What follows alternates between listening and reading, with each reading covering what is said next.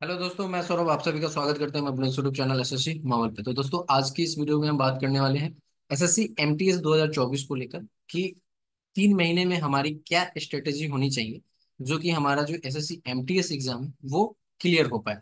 तो इस वीडियो को पूरा वॉच कीजिएगा और मैं आपको बताने वाला हूँ कि आपको कैसे अपनी तैयारी को आगे बढ़ाना चाहिए ताकि आप जो है बेहतरीन तरीके से आप इस एग्जाम में परफॉर्म कर सको और अपने एग्जाम को क्लियर कर सको। ठीक है। तो जैसा कि आप सभी को पता है कि एमटीएस की नोटिफिकेशन आउट हो चुकी है और ये अभी ऑन प्रोसेस में है। तो जिन लोगों ने फॉर्म फिलअप नहीं किया है, आप फॉर्म फिलअप कर लो। सारी चीजें आपको इसमें बताऊंगा कि कैसे है, सिलेबस क्या है, हर एक चीज, और इस बार का कितना सेफ स्कोर रह सकता है ये भी मैं आपको बताने की कोशिश करूंगा ताकि आप एक टारगेट लेकर चलो और इस टारगेट को अचीव करो। तो आपके पूरे पूरे चांसेस हो जाएंगे आपके इस बार के सिलेक्शन के। ठीक है। वीडियो अच्छे लगे तो लाइक और शेयर करना ना भूलना। चैनल पे पहली बार होगे तो चैनल को जरूर सब्सक्राइब कर लेना। चलो वीडियो शुरू करते हैं। तो देखो, सबसे पहली बात करें कि हमारा नोटिफिकेशन आउट हुआ है। नोटिफिकेशन हमारी आउट हुई है 27/6 को, 27 जून को हमारी नोटिफिकेशन आई है और ये जो है 31 जुलाई तक चलेगी। फॉर्म फिलअप होगा तो अभी आपका सीजीएल और सीएच ये एमटीएस दोनों फॉर्म फिलअप हो रहा है। सीजीएल का 24 जुलाई है और इसका आपका यहाँ पर 31 जुलाई है। ठीक है। अब देखो यहाँ पे आपके ये दिया गया है कि लास्ट डेट एंड टाइम जो है आपका 31 7 है, 1 तक आप पेमेंट कर सकते हो। आपकी करेक्शन विंडो जो एप्लीकेशन है वो 16 अगस्त को ओपन होगी, 16 से लेकर 17 तक रहेगी। ठीक है, 11 बजे तक। आपके एग्जाम जो है अक्टूबर नवंबर में शेड्यूल है। ये सारी चीजें दी गई है। अब देखो, मैं आप सभी को बताऊं कि आप लोग जो है करेक्शन, सॉरी, आपकी अगर कोई भी गलती हो गई हो फॉर्म फिलअप करने में, कोई भी ऐसा पॉइंट छूट गया हो या मिस कर गए हो, तो आप याद रखो डेट 16 से 17 अगस्त जो है आपके ये करेक्शन विंडो ओपन होंगे। तो आप जो है इसमें इस डेट में जरूर ओपन करके अपने करेक्शन कर लो। ठीक है, अदरवाइज फॉर्म रिजेक्ट हो जाते हैं। ठीक है। एक बार सिग्नेचर और फोटो भी देख लेना क्योंकि उसमें बहुत सारा इश्यू आ रही है। अब बात करते हैं यहाँ पे इस बार वैकेंसीज हमारे पास क्या है।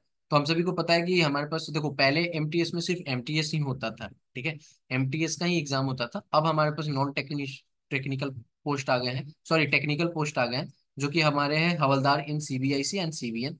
तो आप देख सकते हो कि एमटीएस का इस बार वैकेंसीज हमारे पास कितनी है, 4887, यानी कि ये लगभग 5,000 के आसपास है। और ये आप 3500 मान सकते हो हवलदार की। तो देखो, दोनों में वैकेंसी अच्छी खासी आई है। क्योंकि पिछली बार आप हवलदार की देखोगे तो कम वैकेंसी थी, 23 में 200 से भी कम वैकेंसी थी। तो उस अकॉर्डिंग तो वैकेंसी हमारे पास हवलदार की अच्छी खासी है। और यहाँ पे जिनको भी हवलदार की नौकरी करना है उनके लिए भी बहुत ही अच्छा अपॉर्चुनिटी है। एग्जाम आपका सेम ही है। ठीक है। और एमटीएस की वैकेंसी भी हमारे पास 5,000 के आसपास है। ठीक है। अब देखो यहाँ पे क्या कहा गया है कि आपकी जो वैकेंसीज है ना, तो इससे पहले वैकेंसीज हमारी आती थी तो यहाँ पे हवलदार की वैकेंसी की लिस्ट दी हुई है। बट आपका जो है ना एमटीएस का लिस्ट नहीं दिया गया कि किस स्टेट में किस कैटेगरीज की कितनी वैकेंसीज है। और ये बताया गया कि update detail vacancies will be made available on the website commission SSC.gov.in पे। इस पे आपको अवेलेबल करा दी जाएगी। तो मैं आप सभी को रिक्वेस्ट करूंगा कि जो लोग भी फॉर्म डाल रहे हो, तो बेसिकली होता क्या है कि हम लोग फॉर्म डालते हैं तो फॉर्म में हम अपने जहाँ पे वैकेंसी ज्यादा होती है उस अकॉर्डिंग हम प्रेफरेंस डालते हैं स्टेट की, क्योंकि एमटीएस में स्टेट प्रेफरेंस पहले ही मांगता है। ठीक है। तो क्योंकि हर एक स्टेट की अलग अलग कटअप जाती है। तो अभी क्या है कि आपके पास पता ही नहीं है कि किस स्टेट में कितनी वैकेंसीज है किस कैटेगरी की। तो आप क्या करो, अपने अकॉर्डिंग क्या है कि यहाँ पर अपने अकॉर्डिंग स्टेट प्रेफरेंस डाल लो। जैसे कि आपको सबसे पहले दिल्ली चाहिए तो दिल्ली डाल लो, फिर यूपी चाहिए यूपी डाल लो, बिहार चाहिए बिहार डालो, ऐसे करके आप डालते जाओ। अगर आपको जैसे कि बहुत सारे ऐसे स्टेट हैं जहां पे आपको नहीं जाना है, ठीक है, जैसे कि आप बहुत ज्यादा वो आपके जो यूनियन टेरिटरी है जैसे कि अंडमान निकोबार है, वहां पे कोई नहीं जाना चाहता है मैक्सिमम। तो अगर आपका है कि मुझे जॉब लेना है तो इधर ही लेना है, उधर नहीं जाना है, तो आप उस स्टेट को नहीं फिल कर सकते हो। ठीक है। उस यूनियन यूनियन टेरिटरी को नहीं फिल कर सकते हो। आप सिंपली, अगर आपको कहीं पे भी जॉब चाहिए, मतलब आपको एक जॉब चाहिए, तो उसके लिए आप सारे फिल करोगे। ठीक है, जितने भी आपके हैं केंद्र शासित प्रदेश से लेके आपके ये राज्य तक। ठीक है, सारे फिल करोगे। अगर आपको है कि नहीं मैं इस राज्य में इस केंद्र शासित प्रदेश में काम नहीं करूंगा, तो आप फिल नहीं करना। अदरवाइज क्या होगा कि आपके होगा क्या कि आपकी अगर नंबर अच्छे आएंगे तो आपका उसमें सिलेक्शन हो जाएगा और आप जाओगे नहीं तो एक सीट वेस्ट होगी, उसकी जगह पे किसी और का हो सकता था। ठीक है, तो इसलिए मैं आपसे कह रहा हूँ कि अगर आपको नहीं ले जाना होगा उस स्टेट में तो आप मत फिल करना। अब बात कर लेते हैं कि अगर इस बीच में आपके पास, आपने फॉर्म फिलअप कर लिया, इस बीच में आपके पास आ गई कि आपके पास कौन सी स्टेट की कितनी वैकेंसीज है किस कैटेगरी से, तो डेट याद रखो 16 से 17 अगस्त आपकी करेक्शन विंडो ओपन हो रही है। यानी कि इस दिन आप ओपन करके अपनी स्टेट प्रेफरेंस को चेंज कर सकते हो अगर आ गई तो। ठीक है, उम्मीद करते हैं कि समझ पाएंगे। चलो अब बात करते हैं आगे। तो देखो यहाँ पे स्कीम ऑफ एग्जामिनेशन, जैसा कि आप सभी को पता है कि हमारी एमटीएस की जो है स्कीम चेंज हो गई थी। जैसे कि हमारे पास क्या है कि सेशन हो गए थे, सेशन 1 और सेशन 2। तो देखो सेशन 1 में हमारे पास मैथ है और रीजनिंग है जो कि 20-20 क्वेश्चन है, 60-60 नंबर के, यानी कि ये क्वेश्चन आपका 3 मार्क्स का है। और सेशन 2 में जनरल अवेयरनेस और इंग्लिश है जो कि 25-25 क्वेश्चन का है। पहले भी यही सब्जेक्ट थे। चेंजिंग क्या हुआ है आप सभी को पता है कि ये जो हमारा है ये सिर्फ क्वालिफाई कर दिया गया है। क्वालिफाई जो है, इसको आपको क्वालिफाई करना है, यानी कि क्वालिफाइंग इन नेचर है। इसमें आपको 30% लाना है, ठीक है, इसमें क्लियर है। इसमें आपको 30% लाना है। और जैसे कि ये कितना हुआ, 160 और 60, 120 हुआ, तो 120 का आपका 30% लाना है, यानी कि आपको 36 नंबर लाने हैं। अब चीजें समझो, जो आपके मैथ और रीजनिंग है ना उसमें आपका निगेटिव नहीं है, निगेटिव मार्किंग नहीं है। तो पहले जो आपके कंपटीशन थी वो मैथ और रीजनिंग में ज्यादा स्कोर आता था तो अच्छा कट ऑफ बनता था, ठीक है। ऐसा नहीं कि कट ऑफ अभी नहीं बनता है, बनता है, बट ये नॉर्मलाइजेशन के बेसिस पे कट ऑफ थोड़ा ज्यादा होता है। अगर आप देखोगे तो यहाँ पर जो है ये 20 नंबर और ये 20 क्वेश्चन, सॉरी 60 नंबर 60 नंबर। तो अगर आप इसकी तैयारी, मुझे नहीं लगता कि 36 नंबर आने में किसी को भी प्रॉब्लम है। तो इसका तो कोई रोल रहा नहीं अब। ठीक है, आपको पास करना है, ये 36 नंबर तो लाने ही है। अगर आप पहले आपका सेशन 1 ही चेक होगा, अगर आप इसमें पास करते हो फिर आपका ये सेशन 2 चेक होगा। तो इसका तो कोई मेरिट में इसका कोई रोल नहीं है। अगर आप इसमें 100, 120 में से 120 भी लाओगे तो भी आपकी मेरिट में काउंट नहीं होगा, ठीक है, सिर्फ क्वालिफाई काउंट होगा। तो मैथ और रीजनिंग का तो यहाँ पर गया एमटीएस में। अब इसमें जो आपकी मेरिट बनती है वो बेसिकली आपकी बनती है इन दो सब्जेक्ट पे, एक तो आपका जनरल अवेयरनेस है और दूसरा आपका यहाँ पे इंग्लिश लैंग्वेज है। जो कि देखो 25 क्वेश्चन जनरल अवेयरनेस के, 25 क्वेश्चन आपके इंग्लिश लैंग्वेज के, 150 एक क्वेश्चन 3 मार्क्स का है, यानी कि 75-75, तो 150 मार्क्स का टोटल पेपर होगा आपका। और इसी में आपकी कट ऑफ मेरिट लगेगी, ठीक है। तो देखो जब भी आप एमटीएस का एग्जाम होगा तो एमटीएस और हवलदार दोनों का एक ही साथ एग्जाम होता है, एक ही एग्जाम पैटर्न है, ठीक है। होगा क्या कि पहले हवलदार की रिजल्ट आएंगी। हवलदार के रिजल्ट में एक एक्स्ट्रा चीज होता है कि जैसे एमटीएस का एक ही यही एक रिजल्ट, ये एग्जाम है, इसके बाद आपके रिजल्ट आएंगे और आपका सिलेक्शन होगा अगर आप कटअप को क्लियर कर रहे हो तो। लेकिन हवलदार में क्या है कि एक रिजल्ट आएगी जिसमें आपको फिजिकल इफिशिएंसी टेस्ट और physical standard test PET PST के लिए बुलाया जाएगा, ठीक है। उसमें आपको क्या है, देखो फिजिकल इफिशिएंसी टेस्ट जो है हमारी वो 1600 मीटर इन 15 मिनट मेल के लिए और 1 किलोमीटर 20 मिनट फीमेल के लिए, ये आपको दौड़ना होगा, ठीक है। यहाँ पे क्या क्या वुमेन रिजल्ट पर, यहाँ पर देखो अलग अलग चीजें हैं, आप पूरा नोटिफिकेशन पढ़ सकते हो। फिर फिजिकल स्टैंडर्ड टेस्ट क्या है, the minimum physical standard for the post of havildar in CBIC and CBN और एज फॉलो। हाइट आपकी मेल से हो तो आपकी 157.5 सेंटीमीटर होने चाहिए। रिलैक्स बेल है 5 centimetre in the case of घरवाली आसामीज गोरखा, ये सब आपके दिए गए हैं। वहीं पे अगर चेस्ट की बात करें तो यहाँ पे 81 सेंटीमीटर आपकी चेस्ट ही होनी चाहिए, एक फुल्ली एक्सपेंडेड करके, ठीक है। इसमें भी आपकी 5 सेंटीमीटर की रिलैक्सेशन है। फीमेल की बात करो तो हाइट आपकी होनी चाहिए 152 और यहाँ पे वेट आपके 48 kg होनी चाहिए, ठीक है। ये आपके हवलदार के हैं। तो अभी क्या है कि आप लोग जब प्रेफरेंस डालते हो ना, तो अगर हवलदार का चाहिए आपको कि पहले प्रायोरिटी में है कि हमें हवलदार ही चाहिए, तो आप सारे हवलदार को पहले प्रेफरेंस करना, ठीक है। और आपको है कि नहीं पहले हवलदार नहीं चाहिए, पहले मुझे एमटीएस ही चाहिए, तो आप सारे एमटीएस को पहले फिल करना, फिर आपके हवलदार के बाद में फिल करना, ठीक है। चलो अब चलते हैं यहाँ पर नेक्स्ट पे। तो देखो सिलेबस की बात करते हैं, तो मैंने आपको बताया कि मैथ और रीजनिंग तो हमारा जस्ट क्वालिफाइंग इन नेचर है। तो हमारे पास क्या है, मैथ और रीजनिंग जो है वो क्वालिफाइंग है, ठीक है, जस्ट क्वालिफाइंग नेचर का है, जिसमें आपके 30% मार्क्स लाने हैं, जो कि 36 होता है, 36 नंबर दोनों में से लाने हैं, ठीक है। अब हमारे पास बचता है इंग्लिश और एक बचता है जीके, मैं दोनों की बता रहा हूँ। देखो इंग्लिश के जो है ना हमारे 3 सेक्शन होते हैं, ठीक है। इंग्लिश के हमारे 3 सेक्शन होते हैं। पहला है हमारे पास ग्रामर, दूसरा हमारे पास क्या है वोकैब, और तीसरा हमारे पास क्या है क्लोज टेस्ट, ठीक है। अब देखो इसमें होता क्या है कि आपके पास इन्हीं दो सब्जेक्ट के लेकर आपकी मेरिट बनती है, ठीक है। तो यहाँ पर ग्रामर जो है, आप जो ग्रामर है, आप ग्रामर पढ़ सकते हो। मैं एक टीचर आपको रिकमेंड कर रहा हूँ, अमन सर, यूट्यूब पे आप सर्च करना। आप इनकी बैच को भी परचेज कर सकते हो, ठीक है। ये अमन सर है, जिनसे आप यहाँ पे पढ़ सकते हो ग्रामर के लिए। मैं वोकैब के लिए आपको कहता हूँ कि आप जो है ब्लैक बुक को परचेज करो, ठीक है। ब्लैक बुक को लो, निखिल गुप्ता, बाय निखिल गुप्ता, ठीक है। क्लोज टेस्ट के लिए मैं आपको एक बुक रिफर कर रहा हूँ, जो आप प्रिफर मैं आपको कर रहा हूँ, कौन सी, एसपी बख्शी। देखो ये बहुत डीपली है, ठीक है। अगर आप इसको पढ़ लिए तो डेफिनेटली आपका क्लोज टेस्ट भी कंप्लीट हो जाएगा, ठीक है। तो देखो आप जो है, बहुत सारे कैंडिडेट, अभी जो आपका सीएचएसएल का एग्जाम हुआ है, सीएचएसएल के एग्जाम में क्या है ना कि वोकैब सेक्शन को ज्यादा पूछा गया इस बार, ठीक है। ग्रामर को कम कर दिया गया, वोकैब को ज्यादा पूछा गया। तो मे भी हो सकता है कि अब आपका एमटीएस और सीजीएल ही एग्जाम है, तो आपके जो है वोकैब जो ट्रेंड था सीएचएसएल में, हो सकता है कि वोकैब आपके ज्यादा पूछे जाए, जो कि पूछा गया है। तो आपको वोकैब पे काम करने की जरूरत है, और आपको इसको बहुत मजबूत बनाने की जरूरत है। तभी आप इंग्लिश में एक अच्छा स्कोर कर पाओगे, ठीक है। क्योंकि अब ग्रामर सेक्शन का उतना इंपॉर्टेंस नहीं दिख रहा है, समझ में आ रहा है। अभी अभी आप रिसेंटली एग्जाम देखोगे जो आपके हुए हैं सीएचएसएल के, उसमें ऐसा ही देखा गया कि वोकैब यहाँ पर ज्यादा पूछा गया है। तो वोकैब पे ज्यादा ध्यान दो, क्लोज टेस्ट पे ज्यादा ध्यान दो, ठीक है। तो मैंने आपको बुक बता दिया। अब देखो मैं कैब जब अपनी प्रिपरेशन करता था, तो ये देखो ये ब्लैक बुक की बुक आपको यहाँ पे दिखेगी, ब्लैक बुक ऑफ जेन, ये है ना, of English vocabulary, all word, one word substitution asked in SSC, ऐसा है। तो देखो मैं आपको हमेशा बताया हूँ कि आप लोग कैसे पढ़ो, अगर आपको दिख रहा होगा तो आप यहाँ पे देखोगे ना, मैंने जो मैक्सिमम बार क्वेश्चन पूछे गए हैं, हाईलाइटेड जो पार्ट है, देखो जैसे ये 2 बार, ठीक है। फिर ये आपका पूछा गया 5 बार। तो इसको मैंने यहाँ पे आप देख सकते हो, मैंने हाईलाइटेड किया है, यहाँ पे हाईलाइटेड किया है, यहाँ पे हाईलाइटेड किया है। ये हाईलाइटेड करके मैं इन पहले इन क्वेश्चन, इन वर्ड्स को मैंने याद किया था, ठीक है।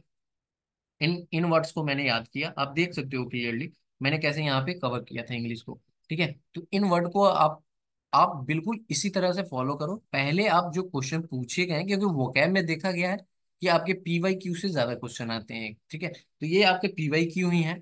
तो पहले आप क्या करो कि इन सारे क्वेश्चनों को हाईलाइट करो, ठीक है, वर्ड्स को, और आप इन सारे वर्ड्स को याद करो, क्योंकि यही वर्ड्स बहुत ज्यादा हो जाते हैं, ठीक है। आप कोई भी वर्ड नहीं देखोगे जो आपका नहीं पूछा गया है। देखो ये 4 बार पूछे गए हैं, ये एमनेसिया, ठीक है, जिसको कहते हैं कि पार्शियल मेमोरी आपकी लॉस्ट हो जाती है, तो उसको क्या कहते हैं, वन वर्ड में एमनीशिया कहते हैं।